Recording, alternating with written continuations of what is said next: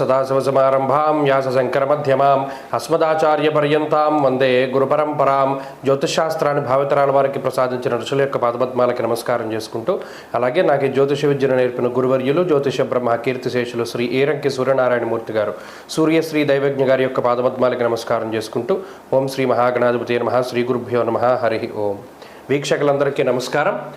జనవరి నెల 5వ తారీఖు లగాయతు జనవరి 11వ తారీఖు వరకు ఉండేటువంటి గ్రహగతుల ఆధారంగా ద్వాదశ రాశుల వారికి ఈ వారం ఏ విధమైనటువంటి శుభాశుభ ఫలితాలు కలగబోతున్నాయో ఈ కార్యక్రమం ద్వారా తెలుసుకుందాం. అందులో భాగంగా ఈ వారం ఉండేటువంటి గ్రహగతులను గమనిద్దాం. ఈ వారంలో గత వారంతో పోల్చుకుంటే పెద్ద గ్రహాల్లో మార్పు ఏమీ లేదు.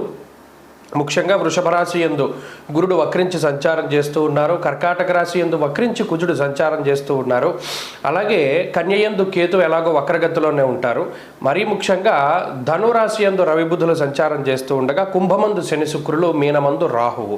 అలాగే ఈ వారంలో చంద్రుడు కుంభ, మీన, మేష, వృషభ రాశుల యందు తన యొక్క సంచారాన్ని చేయబోతున్నారు. ఇటువంటి పరిస్థితుల్లో ద్వాదశ రాశుల వారికి ఏ విధమైనటువంటి ఫలితాలు కలగబోతున్నా తెలుసుకుందాం. మకర రాశి వారికి వారం సాధారణమైన గ్రహస్థితులు ఉన్నాయి. గత వారంతో పోల్చుకుంటే మెరుగైన గ్రహస్థితి లేదు, పాడైపోయిన గ్రహస్థితి లేదు. ఎందుకంటే చంద్రబలం అలాగే కనబడుతూ ఉన్నది. శుక్రుడు ఒక్కడు యోగించేటువంటి గ్రహంగా ఉన్నారు, ఆయన 2వ స్థానంలో ఉన్నారు.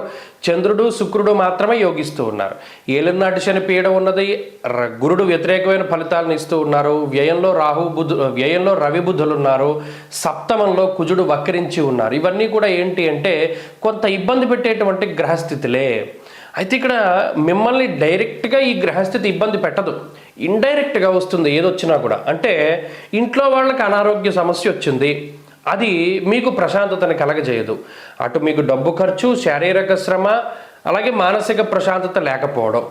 అలాగే ఆఫీసులో ఏదో సమస్య వచ్చింది, మీ ఇన్వాల్వ్మెంట్ ఏం లేదు, కానీ అది మీ మీద నిందారోపణలు చేయడం ద్వారా ఇండైరెక్ట్గా అది వచ్చి మీకు చుట్టుకోవడం, లేదా మీ వలన ఇది జరిగిందని ఫాల్స్గా ఎలిగేషన్స్ చేస్తూ ఉండడం, ఇలా ఇటువంటివి ఎక్కువగా మీకు చుట్టుకుంటూ ఉంటాయి. అంటే మీ ఇన్వాల్వ్మెంట్ లేకపోయినా మీకు ఏదో ఒక సమస్య వస్తూ ఉండడాన్ని ఈ గ్రహస్థితి వల్ల చూడొచ్చు. మరి అది ఎంతవరకు మీరు దాటగలుగుతారు అంటే, ప్రత్యేకించి శుక్రుడు బలంగా ఉన్నారు కాబట్టి కొన్ని వాటిని చాలా లౌకికంగా దాటుతారు. అంటే తెలివితేటలతోటి లేదా ఇతరుల యొక్క సహకారంతో, మరీ ముఖ్యంగా మీ తోటి ఉద్యోగస్తుల సహకారంతో మీరు కొన్ని విషయాల్లో బయటపడడానికి అవకాశం ఉంటుంది. అంటే వారు ఏదో సలహా ఇస్తారు మీకు ఇండైరెక్ట్గా.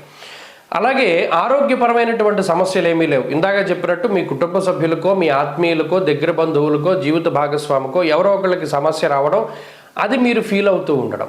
ఇక రెండోది ఆర్థిక సమస్యలు ఏమీ లేవు. ఇక మూడోది కుటుంబపరమైనటువంటి విషయాలు కూడా అంత సంతృప్తికరంగా ఉండవు. ఎందుకు ఉండవు అంటే, ఇక్కడ 2వ స్థానమందు శని శుక్రుల యొక్క స్థితి, దాంతో కూడినటువంటి చంద్రుడు, అందువల్ల అతిక్లేశము అన్నారు.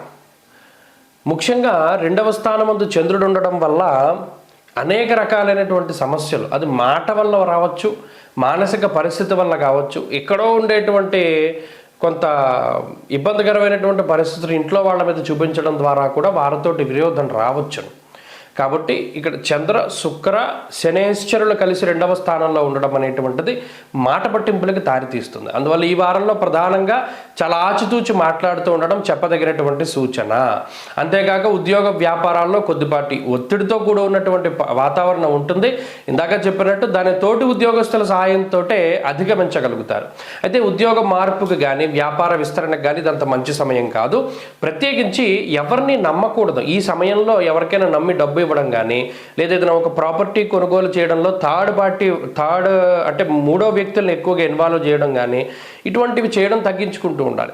ఏదైనా ఒక ఇన్వెస్ట్మెంట్ చేయాల్సి వచ్చినప్పుడు 1-2 సార్లు ఆలోచన చేయాలి. రిస్క్ లేనటువంటి వాటిలోనే దూరుతూ ఉండాలి. ఎందుకంటే రిస్క్ చేసేటువంటి పరిస్థితి గ్రహస్థితి ఇది ఏమాత్రమూ కాదు మకర రాశి వారికి. కాబట్టి ఏదైనా తెలిస్తేనే వెళ్ళండి, తెలిస్తేనే పని ప్రారంభం చేయండి, తెలియకపోతే వాటి జోలికి వెళ్ళకండి. మకర రాశి వారి ఈ వారం మరింత అనుకూలమైనటువంటి ఫలితాలని సాధించడానికై ఆంజనేయ స్వామి వారి యొక్క ఆరాధన ఎక్కువగా చేయడం చెప్పదగినటువంటి సూచన. ఈ వారంలో కలిసి వచ్చేటువంటి రోజు శుక్రవారంగా చెప్పవచ్చును. అదృష్ట సంఖ్య 4, అదృష్ట వర్ణము తెలుపు.